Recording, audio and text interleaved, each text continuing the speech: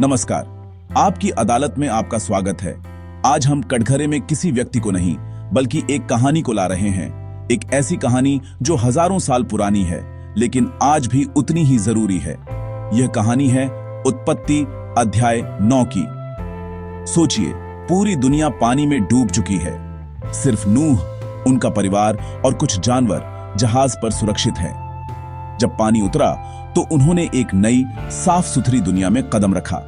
यह एक नई शुरुआत थी, एक कोरे कागज की तरह। परमेश्वर ने नूह और उनके बेटों शेम, हाम और येपेत को आशीर्वाद दिया। यह सिर्फ एक परिवार का बचना नहीं था, यह पूरी इंसानियत का दूसरा मौका था। परमेश्वर ने उन्हें एक बहुत बड़ा काम सौंपा। उन्होंने कहा, फलो, बढ़ो और पूरी पृथ्वी पर फैल जाओ। यह एक आदेश था, एक जिम्मेदारी थी। परमेश्वर चाहते थे कि इंसान इस नई दुनिया को आबाद करे, इसे एक बेहतर जगह बनाए। पिछली दुनिया पाप और हिंसा से भर गई थी, इसलिए उसे मिटा दिया गया। अब नूह और उनके परिवार पर यह जिम्मेदारी थी कि वे एक नई और धर्मी समाज की नींव रखें। यह आशीर्वाद इस बात का संकेत था कि परमेश्वर ने इंसान को पूरी तरह से नहीं छोड़ा है। वे अब भी उनसे प्यार करते हैं और चाहते हैं कि वे सफल हों। यह एक पिता का अपने बच्चों पर भरोसे जैसा था। इस नई दुनिया में नियम भी नए थे। पहले इंसान सिर्फ पैदाइश पौधे और फल खाते थे, लेकिन अब परमेश्वर ने उन्हें जानवर खाने की भी इजाजत दी। उन्होंने कहा, जैसे मैंने तुम्हें हरे पैदाइश पौधे दिए, वैसे ही अब मैं तुम्हें सब कुछ देता हूं। यह एक बहुत बड़ा बदलाव था। इसका मतलब था कि इंसान का जानवरों पर अधिकार होगा। जानवर इंसान से डरेंगे। यह शायद इसलिए था क्योंकि दुनिया अब बदल चुकी थी। इंसान को जिंदा रहने के लिए और मजबूत बनने के लिए नए साधनों की जरूरत थी। यह दिखाता है कि परमेश्वर हमारी जरूरतों को समझते हैं और समय के साथ बदलते हैं। लेकिन इस अधिकार के साथ एक बहुत बड़ा नियम भी आया। परमेश्वर ने कहा कि जीवन पवित्र है और जीवन रक्त में है। उन्होंने इंसानों को जानवरों का मांस खाने की इजाजत तो दी, लेकिन उनका खून खाने से मना किया। यह एक बहुत गहरा संदेश है। यह हमें सिखाता है कि जीवन, चाहे वह इंसान का हो या जानवर का, उसका सम्मान करना चाहिए। खून बहाना या उसे खाना जीवन की पवित्रता का अपमान करने जैसा है। यह नियम हमें याद दिलाता है कि हम मालिक नहीं बल्कि इस दुनिया के रखवाले हैं। हमें अपनी शक्ति का इस्तेमाल जिम्मेदारी और सम्मान के साथ करना चाहिए, क्रूरता के साथ नहीं। अब सवाल यह उठता है कि परमेश्वर ने यह नई दुनिया तो दे दी, लेकिन क्या गारंटी थी कि वे फिर से इसे नष्ट नहीं करेंगे? इंसान के मन में यह डर स्वाभाविक था। हर बार जब काले बादल घिरते या बारिश होती तो उन्हें जल प्रलय की याद आती होगी। इसी डर को दूर करने के लिए परमेश्वर ने एक अद्भुत वाचा यानी एक वादा किया। यह वादा सिर्फ नूह और उनके परिवार से नहीं बल्कि आने वाली हर पीढ़ी और पृथ्वी के हर जीव जंतु से था। यह एक ऐसा वादा था जो हमेशा के लिए था, एक ऐसी प्रतिज्ञा जो कभी नहीं टूटेगी। यह परमेश्वर की दया और उनके न्याय के बीच एक संतुलन को दिखाता है। उन्होंने कहा, मैं तुम्हारे साथ एक वाचा बांधता हूं कि फिर कभी भी सब प्राणी जल प्रलय से नष्ट नहीं होंगे और पृथ्वी को नष्ट करने के लिए फिर कभी जल प्रलय नहीं होगा। यह सुनकर नूह और उनके परिवार को कितनी राहत मिली होगी। यह परमेश्वर का एक आश्वासन था कि वे अब सुरक्षित हैं। यह वादा दिखाता है कि परमेश्वर गुस्से में सजा तो देते हैं, लेकिन उनकी दया हमेशा भारी पड़ ढहती है। वे हमें दूसरा मौका देते हैं और यह वादा उसी दूसरे मौके का सबसे बड़ा सबूत था। यह सिर्फ शब्दों का वादा नहीं था, इसके साथ एक खास निशान भी जुड़ा था, एक ऐसा निशान जिसे आज भी हम सब देखते हैं। उस वादे का निशान था इंद्रधनुष।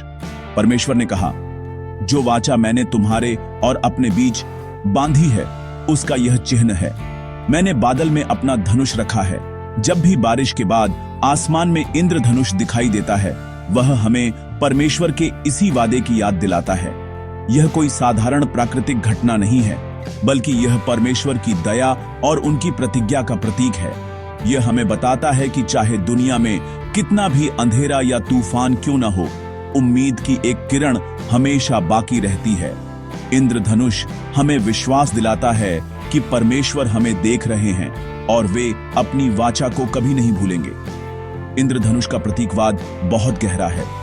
युद्ध में धनुष एक हथियार होता है, लेकिन जब परमेश्वर ने अपना धनुष बादलों में रखा तो उसका मुंह स्वर्ग की ओर था, पृथ्वी की ओर नहीं। यह इस बात का संकेत है कि परमेश्वर ने अपना क्रोध शांत कर लिया है और अब वे इंसान के साथ शांति चाहते हैं। यह न्याय और दया का एक सुंदर संगम है।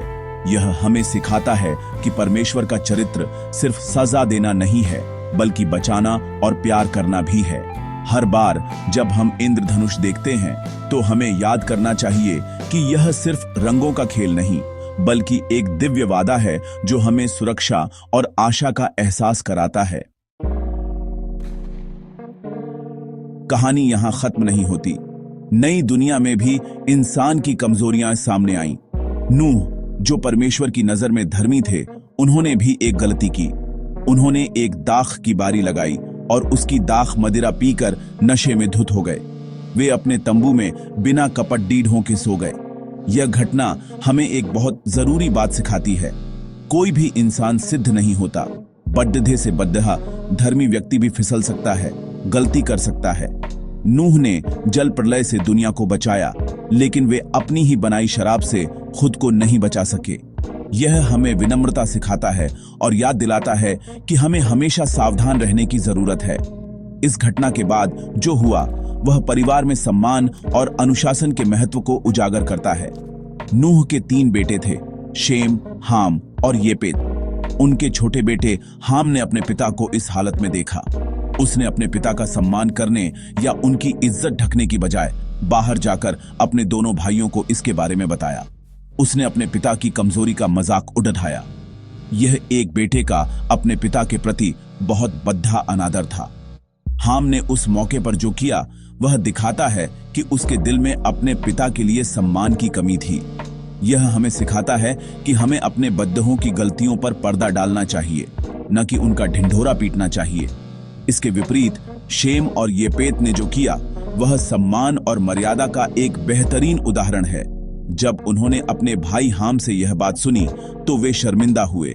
वे एक चादर लेकर आए और पीछे की ओर चलते हुए अपने पिता के तंबू में गए ताकि उनकी नजर अपने पिता की नग्नता पर न पड़े। उन्होंने बड़ी सावधानी से अपने पिता के शरीर को ढक दिया। उन्होंने अपने पिता की इज्जत बचाई। उनका यह काम हमें सिखाता है कि परिवार में एक दूसरे का सम्मान करना कितना जरूरी है। हमें अपने परिवार के सदस्यों की कमजोरियों को दुनिया के सामने लाने की बजाय उन्हें ढकना और उनकी मदद करनी चाहिए।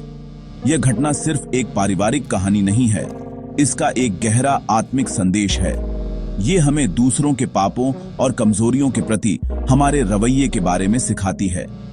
क्या हम हाम की तरह दूसरों की गलतियों का मजाक उड़ाते हैं और उन्हें फैलाते हैं, या फिर हम शेम और येपेत की तरह प्यार और सम्मान के साथ उन गलतियों पर पर्दा डालते हैं और उस व्यक्ति की मदद करते हैं? यह अध्याय हमें सिखाता है कि सच्चा प्यार और सम्मान दूसरों की इज्जत बचाने में है, न कि उन्हें नीचा दिखाने में। एक मजबूत परिवार और समाज की नींव आपसी सम्मान पर ही टिकी होती है। जब नूह का नशा उतरा और उन्हें पता चला कि उनके छोटे बेटे हाम ने उनके साथ क्या किया है, तो वे बहुत दुखी हुए। उन्होंने कोई सफाई नहीं दी, बल्कि उन्होंने एक भविष्यवाणी की। यह भविष्यवाणी उनके 3 बेटों के वंशजों के भविष्य के बारे में थी। उन्होंने हाम के बेटे कनान को शाप दिया। उन्होंने कहा, कनान शापित हो, वह अपने भाइयों का दास होकर रहेगा। यह ध्यान रखना जरूरी है कि शाप हाम को नहीं, बल्कि उसके बेटे कनान को दिया गया था। इसका असर आने वाली कई पीढ़ियों पर पड़ना था। यह दिखाता है कि हमारे कर्मों का फल सिर्फ हमें नहीं, बल्कि हमारे बच्चों को भी भुगतना पड़ सकता है। इसके बाद नूह ने अपने बाकी 2 बेटों को आशीर्वाद दिया।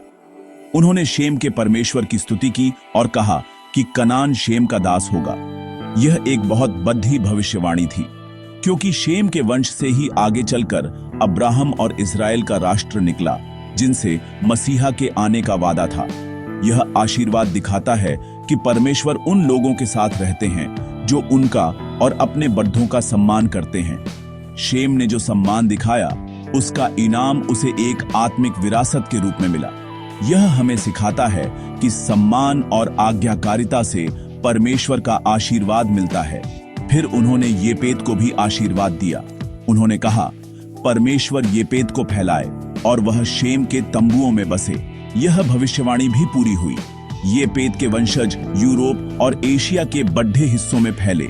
शेम के तंबुओं में बसने का मतलब शायद यह था कि येपेत के वंशजों को भी शेम के वंशजों के जरिए मिलने वाले आत्मिक आशीर्वाद में हिस्सा मिलेगा। यह दिखाता है कि परमेश्वर किसी एक राष्ट्र या जाति तक सीमित नहीं है, बल्कि उनकी योजना में पूरी इंसानियत शामिल है। यह आशीर्वाद और शाप हमें सिखाते हैं कि हमारे चुनाव और हमारे चरित्र का असर हमारी आने वाली पीढ़ियों पर भी पड़ता है। अंत में उत्पत्ति अध्याय 9 हमें जीवन के कुछ सबसे जरूरी सबक सिखाता है। यह हमें नई शुरुआत के महत्व के बारे में बताता है कि गलतियों के बाद भी उम्मीद बाकी रहती है। यह हमें जीवन की पवित्रता और परमेश्वर की वाचा की याद दिलाता है, जो इंद्रधनुष के रूप में आज भी हमारे साथ है। यह हमें परिवार में सम्मान और अनुशासन की कीमत सिखाता है, और यह हमें बताता है कि हमारे कर्मों का असर दूर तक जाता है। नूह की कहानी सिर्फ एक पुरानी कहानी नहीं है, यह एक दर्पण है जिसमें हम अपने जीवन, अपने परिवार और अपनी जिम्मेदारियों को देख सकते हैं। यह हमें एक बेहतर इंसान बनने की प्रेरणा देती है। धन्यवाद।